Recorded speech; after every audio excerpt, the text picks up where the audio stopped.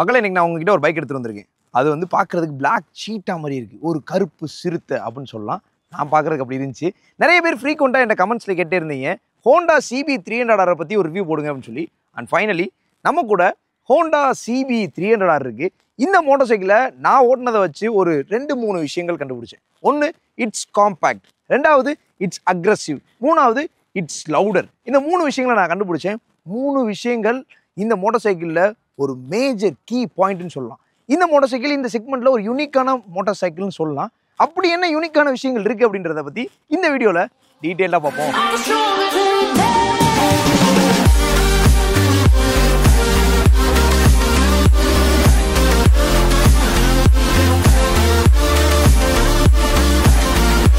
CB 300R design language பார்க்கணும்.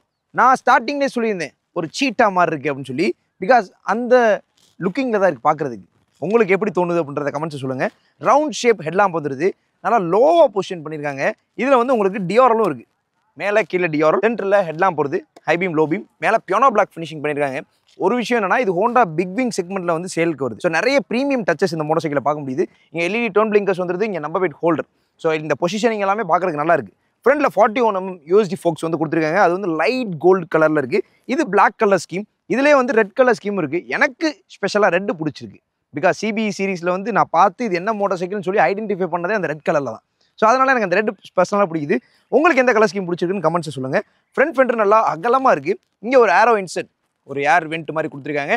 And சைடில் வந்து ABS, டுவல் சேனல் ABS வந்துருது.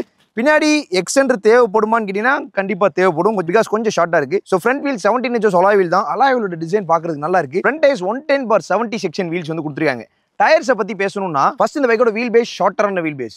ரெண்டாவது இந்த பைக்கோட வெயிட் வந்து கம்மியான வெயிட். அது போக டயர்ஸோட லெவல் நல்லா கொடுத்துருக்கனால ரோட்ஸில் வந்து ஸ்டெபிலிட்டி லெவல் அந்த கான்ஃபிடன்ஸ் லெவல் எல்லாமே சூப்பராக இருக்குது. சிட்டியில் வந்து ஃப்ளிக் பண்ணி ஓட்டுறதுக்கு சான்ஸே கிடையாது. ரொம்ப காம்பாக்டான ஒரு மோட்டார் சைக்கிள்னு சொல்லலாம். ஃப்ரண்ட்ல 296mm டிஸ்க் வந்து கொடுத்துருக்காங்க. மிச்ச 300cc கம்பேர் பண்ணும்போது டிஸ்கோட ரோட்டர் சைஸ் வந்து கொஞ்சம் சின்னது. Okay, anyways twelve channel ABS கொடுத்துருக்காங்க. பிரேக்கிங் எஃபிஷியன்சி போதுமானதாக இருக்குது. ஃப்ரண்ட்ல நிசின் கேலிபர்ஸ் யூஸ் பண்ணியிருக்காங்க. இந்த பைக்கோட கிரவுண்ட் கிளியரன்ஸ் கொஞ்சம் கம்மி தான். பிகாஸ் 157mm கொடுத்துருக்காங்க. மிச்ச மோட்டார் சைக்கிள் எல்லாத்துலேயும் 168mm, 170mm, 180mm, 200mm, 220mm கொடுக்குறாங்க. பட் இதில் 157mm நம்பர்ஸில் பார்க்கும்போது சின்னதாக இருக்குது. பட் பெரிய பெரிய ஸ்பீட் பிரேக்கர்ஸில் போகும்போது தட்டில் சோலோவாக போகும்போது ரெண்டு பேருமே சேடலில் வெயிட்டாக இருக்கீங்கன்னா மேபி கிரவுண்டடாக இருக்க வாய்ப்பு இருக்குது. அண்ட் இன்ஜின் பேஷ் பிளேட் கொடுத்துருக்காங்க. இதோட குவாலிட்டி ஓகே, பிளாஸ்டிக்கில் தான் கொடுத்துருக்காங்க. அண்ட் மெயினான விஷயம் இந்த பைக்கோட இன்ஜின் தான். 286cc engine single cylinder liquid cool சிஸ்டமில் கொடுத்துருக்காங்க. 31 bhp, 27.5 Nm torque, 6 speed gear box, assist slipper clutch கொடுத்துருக்காங்க. இந்த இன்ஜினை பற்றி பேசுகிறோம்னா நிறைய விஷயங்கள் பேசலாம். பட் நம்ம வேர்ட்ஸில் சொல்கிறத காட்டிலும் ஆக்ஷன்ஸில் பார்த்துட்டோம்னா பெட்டராக இருக்கும். இந்த பைக்கோட இன்ஜின் எப்படி பெர்ஃபார்ம் பண்ணுது அப்படின்றத நீங்களே பார்த்துட்டு வாங்க. மக்களை நம்ம கூட Honda CB 300R இருக்குது. இந்த மோட்டார் சைக்கிள் எப்படி பெர்ஃபார்ம் பண்ணுதுன்றதை நம்ம ஹைவே ட்ராக்கில் பார்ப்போம். ஸ்டார்ட் பண்ணுறேன். 1500 RPM கிட்ட ஐடலிங் RPM ரவ் பண்ணுறேன். நல்ல எக்ஸாஸ்ட் நோட் இருக்குங்க. நான் எதிர்பார்க்கல எவ்வளோ எக்ஸாஸ்ட் நோட் இருக்குன்னு. கிளச்சு சாஃப்ட், கியர் ஷிஃப்டிங் ரொம்ப சாஃப்ட். பவர் டெலிவரி பார்ப்போம். இத்தனைக்கும் இந்த வெஹிக்கிள் 5369 கிலோமீட்டர் ஓடி இருக்குது. பிராண்ட் நியூ வெஹிக்கிள் கிடையாது. கிளச் மூமெண்ட்டில் 7 km/h போகுது. ஓகே, சாஃப்டான ஆக்சலரேஷன், சாஃப்டான பவர் டெலிவரி. 3500 மேலே கொஞ்சம் ஸ்ட்ரெஸ் ஆகுது. 5500 நீங்கள் அந்த ஸ்வீட் ஸ்பாட் என்ஜாய் பண்ணலாம்னு நினைக்கிறேன். நல்லா இருக்குது. ஆனால் நான் வந்து டார்க்கு பாருங்க, நல்லா இருக்குது டார்க்கு. ஃப்ரண்ட் வீல் பாப்பப் ஆயிரும் போல். வாவ், மிட் ரேஞ்சில் வந்து ஒரு சூப்பர் மெஷினாக இருக்குன்னு சொல்லலாம் இந்த பைக்கு. ஃபர்ஸ்ட் கியரில் 53,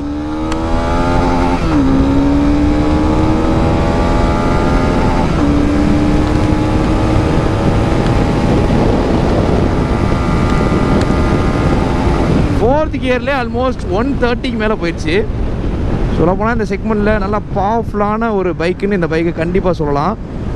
ஓகே, நம்ம இப்போ 0 to 60 பார்க்கலாம். 3, 2, 1 கோ. 60 செம்ம ஃபாஸ்ட். செகண்ட் கியரில் வீல் பாப்பப் ஆகுது. ஒரு அடிக்குவேட்டான பர்ஃபார்மன்ஸ். சுத்தமாக எதிர்பார்க்கல இந்த மோட்டார் சைக்கிள் இப்படி பெர்ஃபார்ம் பண்ணணும்னு சொல்லி. 100ஐயும் பார்த்துருவோம். 3, 2, 1 கோ.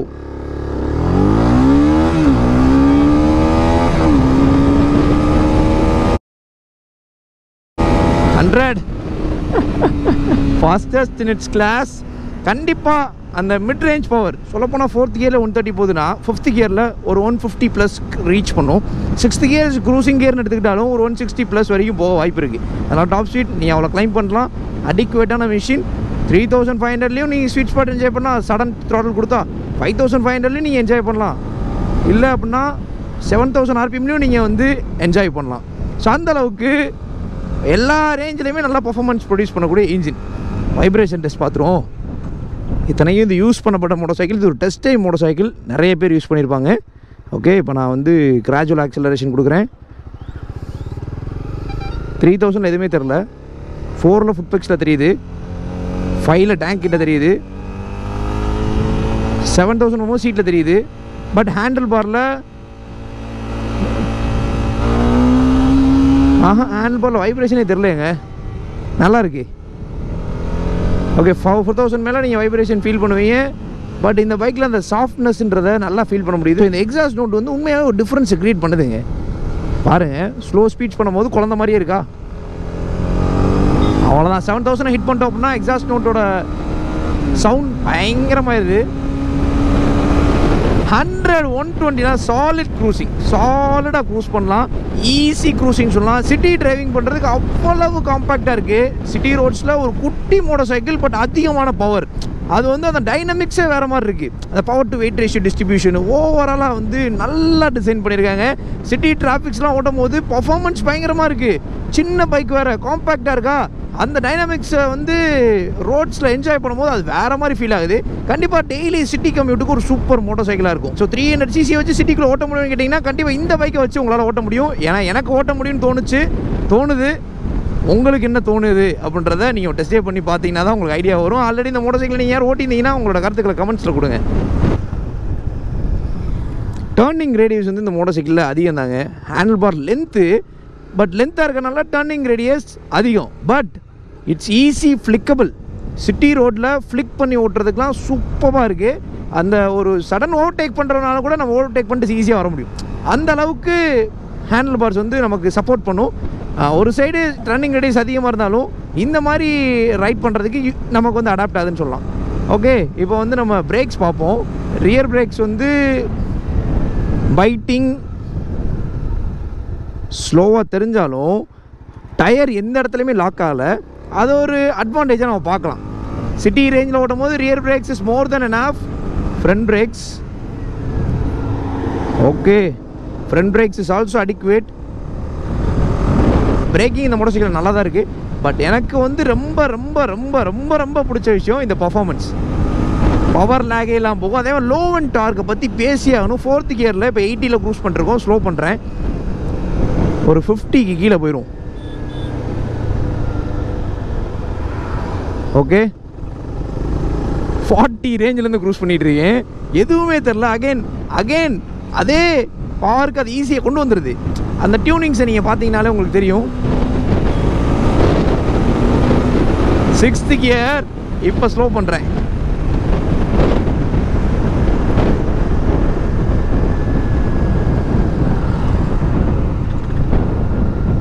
ஃபிஃப்டிக்கு வந்துட்டோம். எதுவுமே தெரில. லோ அண்ட் டார்க் உண்மையாகவே நல்லா பண்ணியிருக்காங்க. 2nd கியரில் நம்ம பைக்கை நிப்பாட்டி பார்ப்போம். அப்போ தான் நமக்கு வந்து எந்த அளவுக்கு சிட்டி யூஸ் பண்ண முடியும் அப்படின்றத பார்க்க முடியும். இப்போ நான் 2nd கியரில் பைக்கை நிப்பாட்டுறேன்.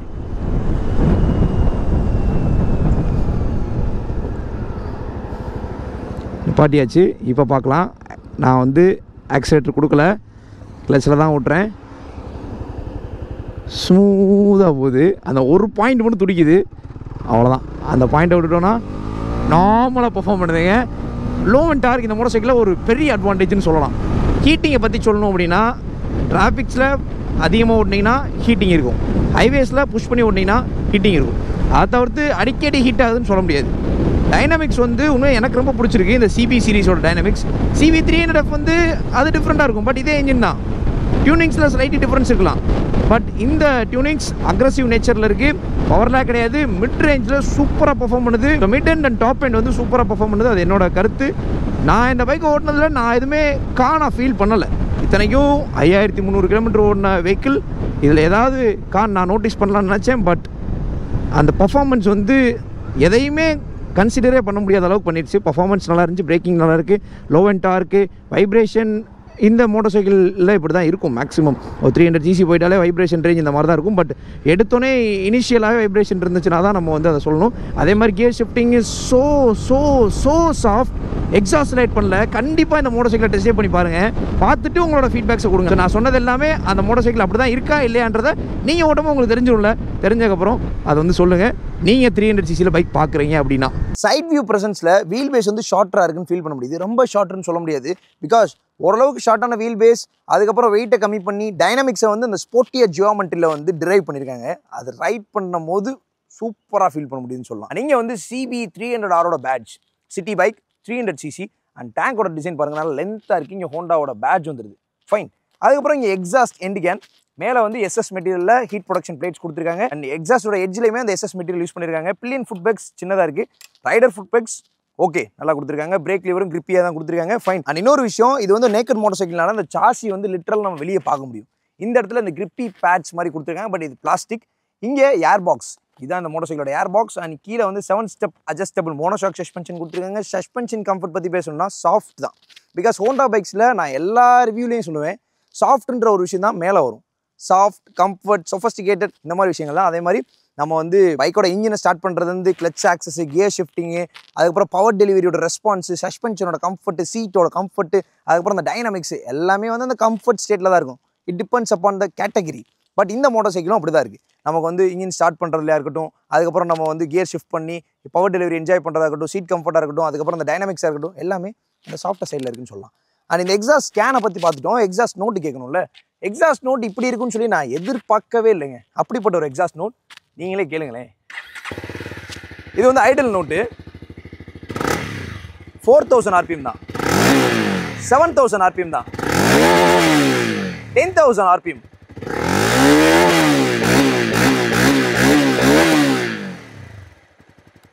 ஹோண்டா மோட்டர் சைக்கிளில் இந்த அளவுக்கு லவுடான எக்ஸாஸ்ட் நோட்டை நான் கேட்டதில்லை இப்போ இருக்க மோட்டர் சைக்கிளில். பட் இது லவுடா எனக்கு ஃபீல் ஆச்சு. ரியர் டயர்ஸ் வந்து 150/60 செக்ஷன் வீல்ஸ் வந்து யூஸ் பண்ணியிருக்காங்க. ரியரில் 220mm டிஸ்க் வந்துருது. இதுலேயும் நிசின் கேலிபர்ஸ் தான் யூஸ் பண்ணியிருக்காங்க.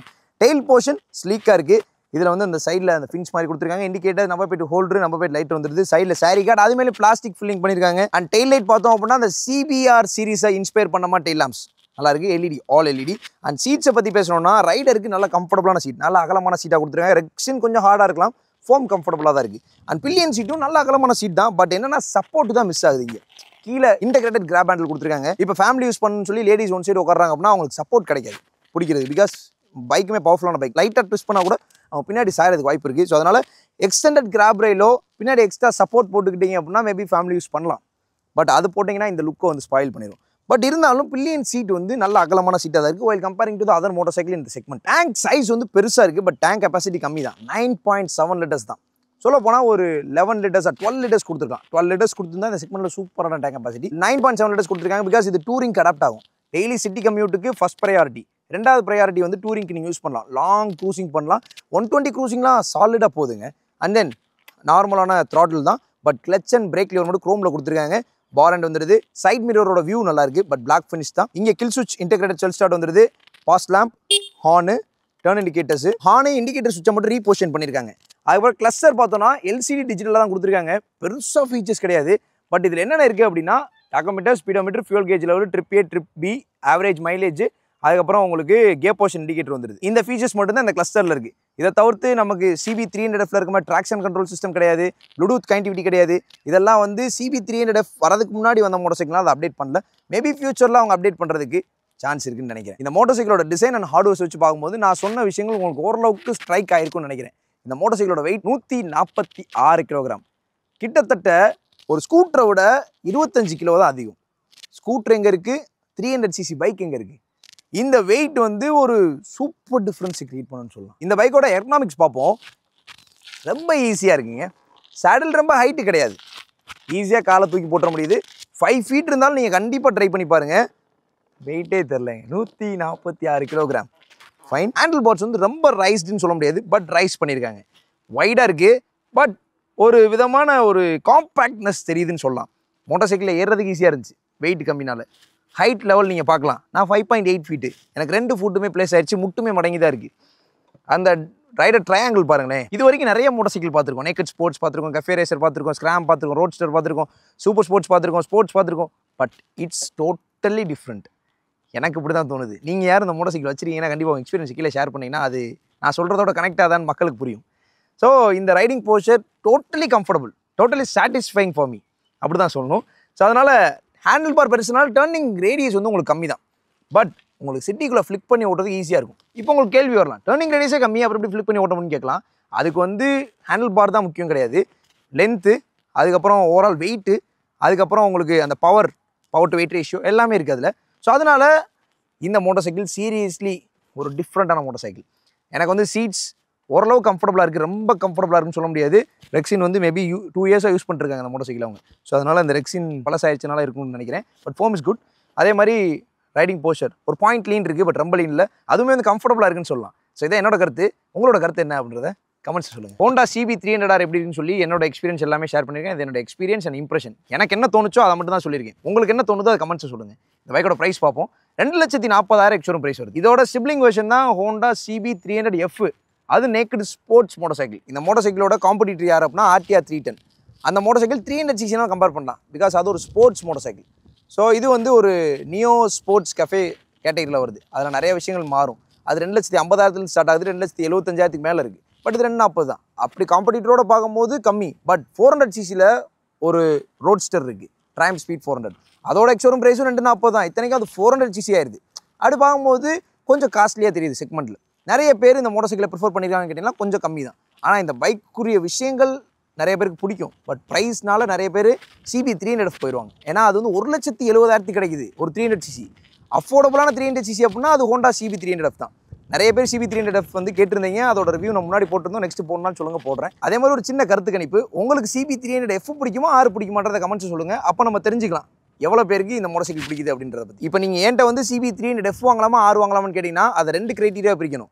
CB300F வந்து அஃபோர்டபுளான காஸ்ட்டில் கிடைக்குது. எனக்கு பட்ஜெட்டில் ஒரு 300cc மோட்டார் சைக்கிள்னு நினைக்கிறீங்கன்னா CB300F தான். இல்லை எனக்கு பட்ஜெட் மேட்டரில் பர்ஃபார்மன்ஸ் இந்த மாதிரி காம்பாக்டாக இருக்கணும், ஃப்ளிக்கபுளாக இருக்கணும், இந்த மாதிரி இன்னர் பியூட்டி வந்து நிறையா இருக்குன்னு நினைக்கிறீங்கன்னா CB300R.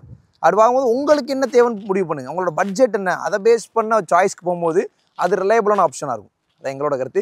இந்த பைக் மைலேஜ் வந்து எவ்வளோ கொடுக்கும் அப்படின்னு கேட்டிங்க அப்படின்னா 300cc ஒரு 25 to 28 30 வரைக்கும் எதிர்பார்க்கலாம். பவர் டியூனிங்ஸ் வந்து பர்ஃபார்மன்ஸ் ரேஞ்சில் இருந்தாலும் எஃபிஷியன்சியும் நல்லா தான் இருக்கும். ஒரு அரௌண்ட் 30 நீங்கள் எடுக்கலாம். அது இந்த பைக்கில் மைலேஜாக நீங்கள் எதிர்பார்க்கலாம். டாப் ஸ்பீட் வந்து 160+ நீங்கள் கிளைம் பண்ணலாம். ப்ரோஸ் அண்ட் கான்ஸ் பார்ப்போம். ஃபர்ஸ்ட் ப்ரோஸ் அக்ரெசிவான ஸ்டைலிங். பார்க்குறதுக்கு வந்து இந்த நேக்கட் மோட்டார் சைக்கிளே வந்து ஒரு டிஃப்ரெண்ட்டான ஒரு ஸ்டைலிங் கிடைக்குதுன்னு சொல்லலாம். ரெண்டாவது பர்ஃபார்மன்ஸ் அக்ரெசிவாக இருக்குது. மூணாவது அஜைலாக இருக்குது, ஃப்ளிக்கபுளாக இருக்குது, காம்பாக்டாக இருக்குது, ஷார்ட்டராக இருக்குது.